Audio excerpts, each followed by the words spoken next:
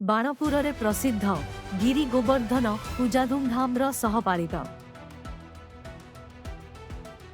ଏହି ଗିରି ଗୋବର୍ଦ୍ଧନ ପୂଜାରେ ସ୍ଥାନୀୟ ଅଞ୍ଚଳର ହଜାର ହଜାର ଶ୍ରଦ୍ଧାଳୁଙ୍କ ଭିଡ଼ ଜମିଥିବା ବେଳେ ସାନହନ୍ତୁଆଡ଼ ଗ୍ରାମର ପ୍ରତି ଘରେ ପୂର୍ଣ୍ଣକୁମ୍ଭ ଓ ଦୀପ ପ୍ରଜ୍ୱଳନ ସହିତ ଫୁଲରେ ସୁସଜ୍ଜିତ କରାଯାଇଥିଲା।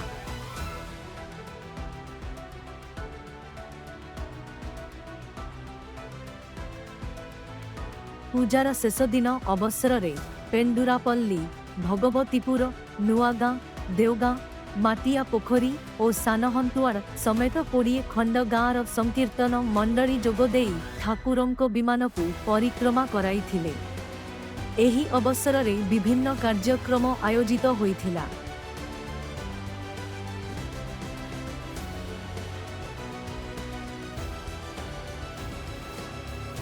Bureau report the local updates.